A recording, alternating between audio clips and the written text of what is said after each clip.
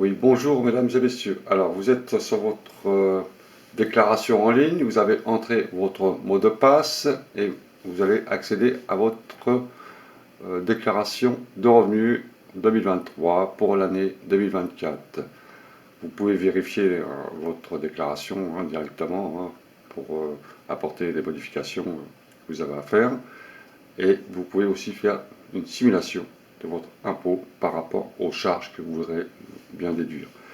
Donc, j'ai fait une vidéo en ligne sur les frais réels déjà, et je vous mettrai la vidéo en fin de cette vidéo. Vous pourrez la trouver quelque part ici, sur la gauche, sur la droite, pour les frais réels, comment on les calcule, et si c'est plus avantageux pour le faire.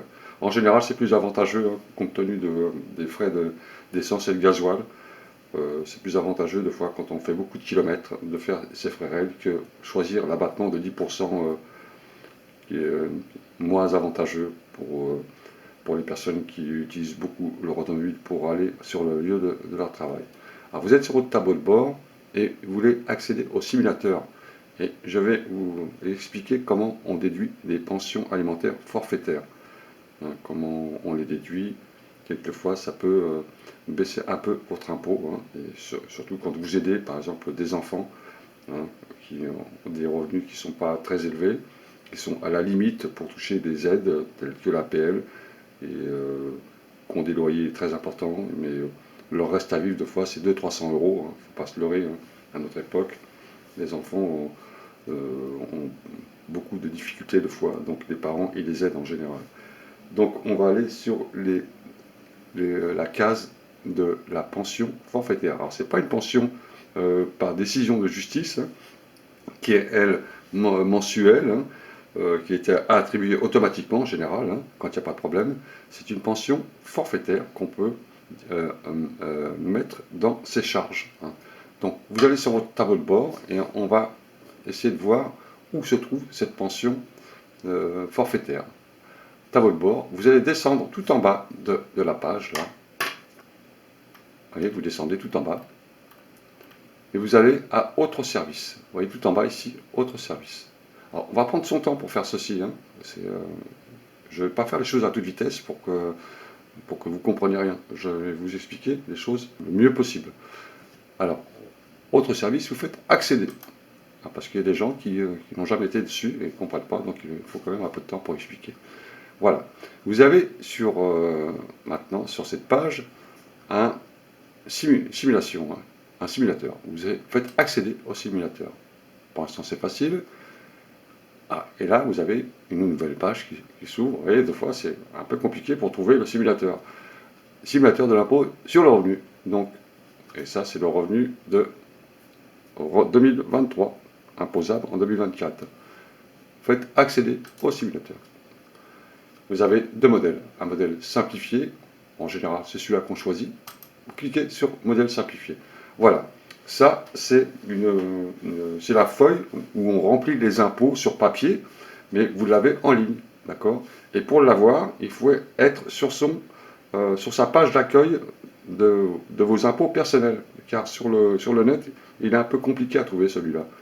Donc, vous avez maintenant toutes les informations que vous pouvez ré-remplir par rapport à votre déclaration initiale en ligne, et vous voulez rajouter des charges. Alors, les charges, qu'est-ce que vous avez en charge? Vous avez bien sûr les frais réels ici sur la gauche. Vous voyez ici, là, vous avez les frais réels. Ça, deux fois, c'est plus important de le faire que choisir les 10%. Donc là, vous aurez la vidéo en fin de fiche, et vous avez aussi les charges en pension forfaitaire. Qu'est-ce que c'est que cette pension forfaitaire? Là, vous faites glisser toute la page jusqu'à temps que vous tombez sur les charges. Charges déductibles. Voilà. Maintenant, vous avez les charges déductibles. Quelles sont les charges déductibles?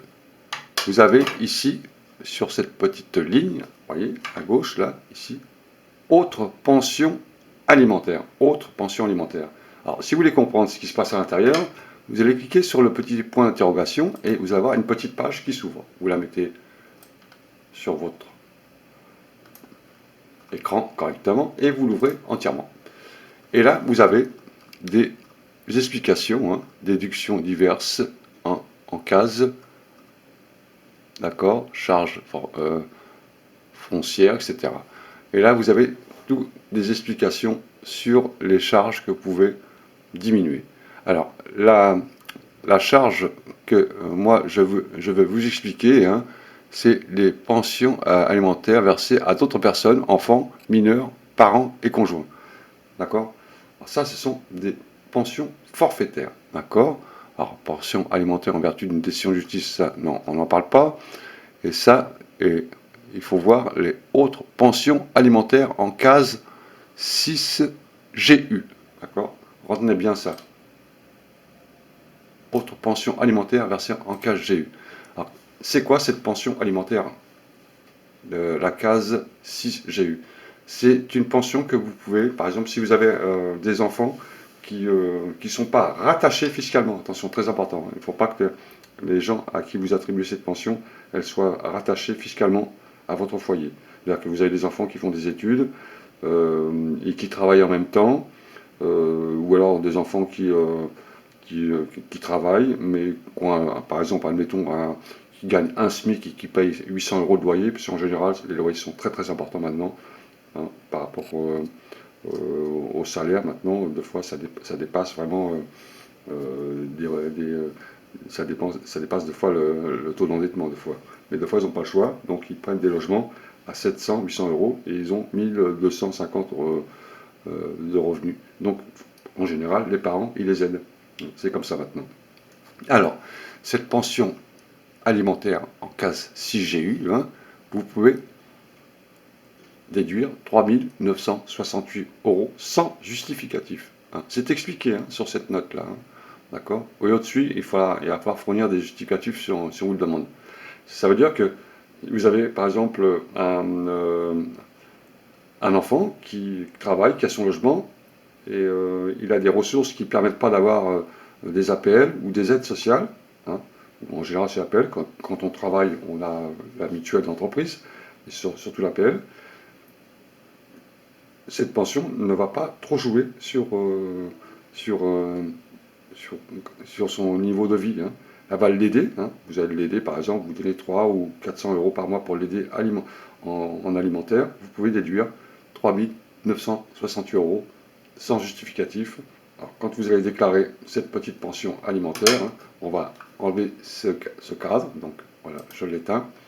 Là, alimentaire, admettons, vous allez remplir ici, allez, une pension de 3 000 euros, admettons, vous faites. Hein, vous allez avoir un petit cadre dans votre déclaration en ligne. Alors ça, c'est un simulateur, attention.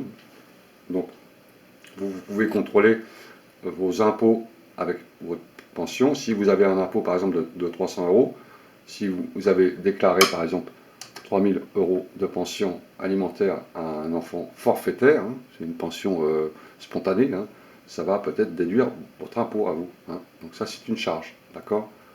Donc il faut prendre en considération les deux foyers fiscaux, hein, faire des simulations pour voir si c'est plus avantageux ou pas. Voilà, donc voilà, ça c'est une charge qu'on peut déduire de votre foyer. Et vous avez d'autres charges aussi qu'on peut déduire. Hein, sur les impôts, on va descendre sur les frais, alors frais de garde enfant, ça vous pouvez le faire. Voilà, c'est cette ligne-là qui est très importante. Il y a beaucoup de gens qui l'oublient des fois, c'est les enfants poursuivant leurs études.